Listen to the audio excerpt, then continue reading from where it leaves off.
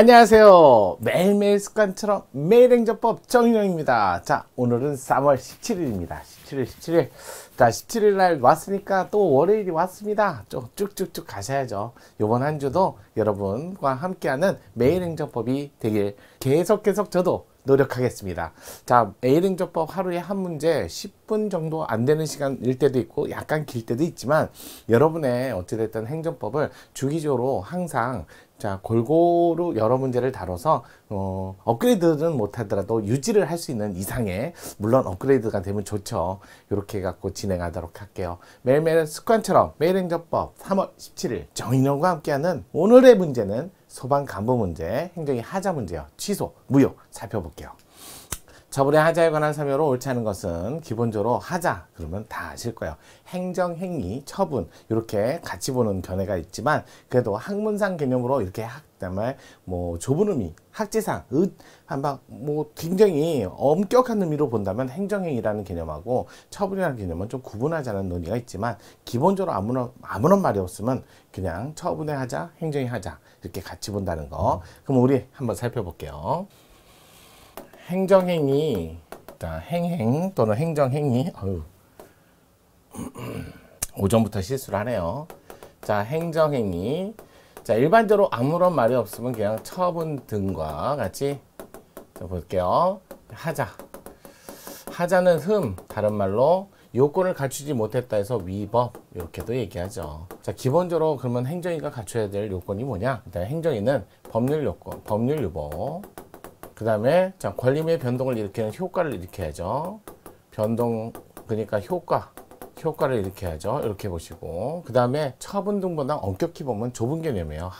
학제상, 학문상, 이론적 개념이라는 거. 자, 이렇게 됐기 때문에 그 중에 법률 여부에 따라서 법률의 근거를 두니까 법률에 갖춰야 될 요건을 모두 구비해야 돼요. 그래서 행정위가 되기 위한 요건을 기본적으로 주체, 내용, 절차, 형식 해서 이걸 대내적 성립 요건 이렇게 얘기하죠.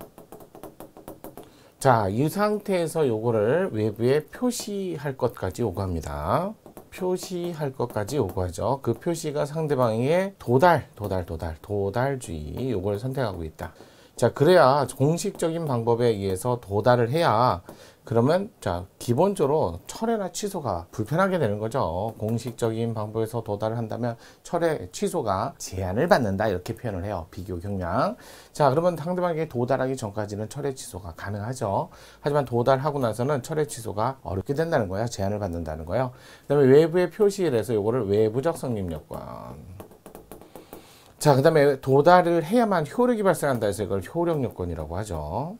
이 상태에서 주체는 권한 있는 청이, 권한 범위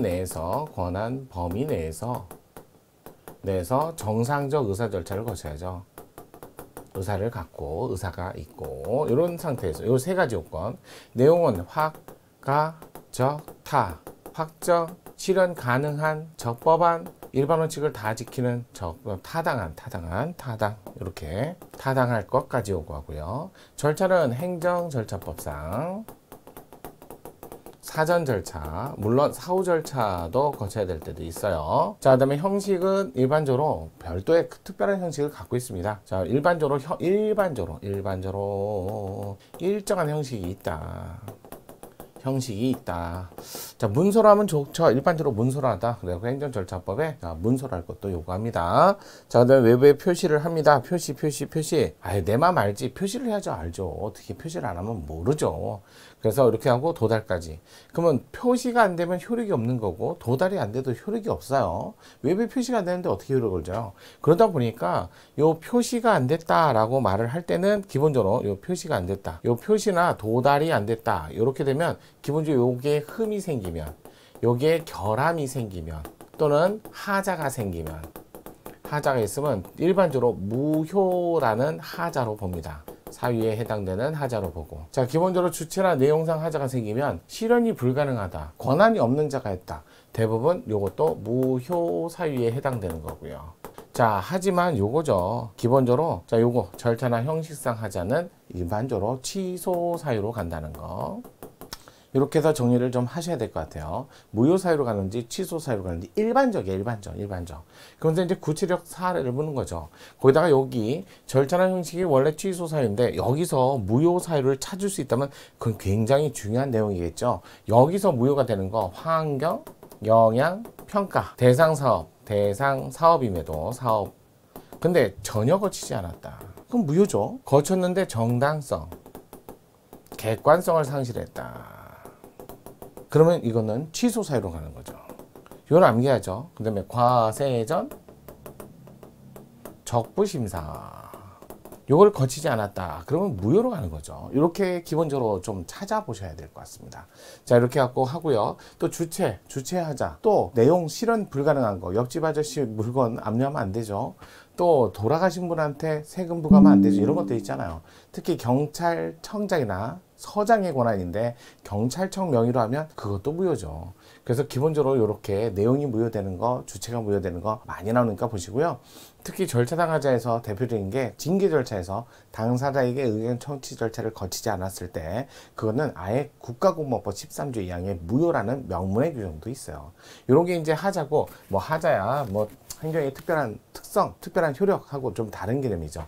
그래서 이제 하자를 원래 있는 거 법치주의에 따르면 원칙적으로는 허용해서는 안 되죠. 그래서 제거가 원칙이죠. 그래서 하자 있는 행정에는 제거가 원칙이에요. 이게 원칙이다. 왜? 법치주의, 법치행정의 원칙상 행정의 원칙을 고려한다면 제거가 원칙인데 다만 무용한 반복을 피하고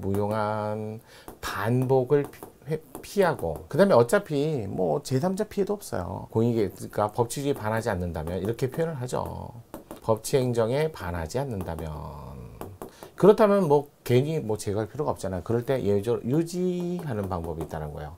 그래서 제거하는 방법에는 취소로 제거할 때가 있고 무효로 제거할 때도 있고 이건 아니지만 시로도 여기다가 갖다 집어넣고요. 유지할 때는 일반적으로 유지한데 그러면 치유 전환 이렇게 두 가지를 배우게 되고 그다음에 하자 있는 행정행위 결국 하자 있는 행정행위가 나중에 하자 승계 논의할 때는 취소 사유일 때 취소 사유에 해당되는 행정행위 근데 불가증력이 생겼다.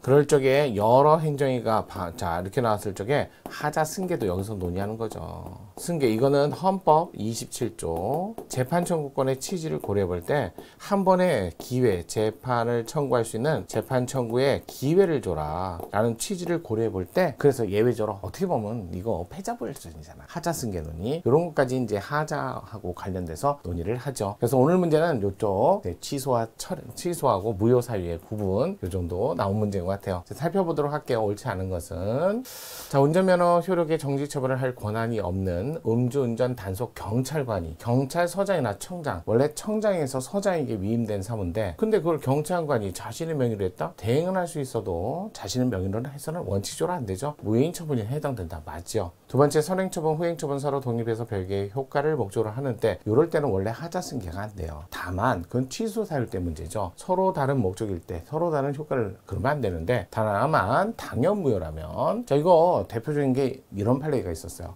자 사업자 지정을 믿고 사업 승인을 해주는데 사업자 지정 자체가 무효였다는 거예요. 그럼 그 사업자 지정을 믿고 사업 승인을 해주는 게 의미가 없죠. 그럴 때는 무효일 때는 자 선행 절차의 선행행위의 무효는 후행처분에도 그대로 다툴 수 있게 된다. 요 판례였어요. 선행처분의 하자를 이유로 후행처분의 효력을 다툴 수 없다가 아니라 다툴 수 있다죠. 2번이 정답. 3번 환경영향평가를 거쳐야 될 대상사업에 대해서 영향평가를 거치지 아니하였으면 무효로 가셔야죠. 이런 행정처분의 하자는 중대한 것이고 명백하기도 하기 때문에 무효다. 자 4번 절차상 형식상 하자로 인해서 무효인 행정처분이 있은 후 행정처분이 관계법령에서 정한 절차 형식을 갖추어 다시 동일한 행정처분을 했다면 자 일단은 절차상 형식상 하자를 이유로 취소가 됐다가 나중에 그 절차나 형식을 다시 거치게 되면 새로운 처분이 되는 거죠. 다시 동일한 행정처분을 하였다면 당해 행정처분은 종전에 무효인 행정처분과 관계없이 새로운 처분이다. 무효나 취소나 절차의 하자를 보완했다면 이제는 새로운 처분이다. 맞습니다. 다섯 번째 증액 경정처분이 있을 때 당초 처분은 원래 300만원 근데 나중에 200만원이 증액이 됐어요. 그러면 전부죠. 500만원 후행처분. 자 선행처분은 후행처분에 흡수 소멸된다. 여러분 흡수 소멸 그러면요 기존에 있던 종전의 처분의 하자는 다 사라지는 거예요. 소멸되는 거니까 여기에 붙은 하자도 하자도 소멸되는 겁니다. 이렇게 보셔야 돼요. 그래서 흡수 소멸되면 종전의 처분이 소멸되면서 종전에 있던 하자도 사라지는 거예요. 따라서 하자가 사라졌으니까 승계될 게 없죠. 소멸한 당초 처분의 절차적 하자는 존속하는 증액 경전 처분에 승계되지 않는다. 맞습니다. 자, 이렇게 갖고 하자에 관한 얘기를 쟁송의 대상인 소송의 대상까지 이렇게 확대해서 논의를 하고 있습니다. 뒤에 있는 3번, 4번 좋은 지문인 것 같아요. 하지만 뭐 그렇다 해서 나쁜 지문은 아니지만 정답을 찾는 데는 아마 2번을 찾았으면 밑으로 내려오지 않았겠죠. 그래도 우리는 공부하는 사람 입장에서는 끝까지 잘 보셔야죠. 자, 오늘 시작했으니까 한 주 또 열심히 달려보자고요. 정인영 감사합니다.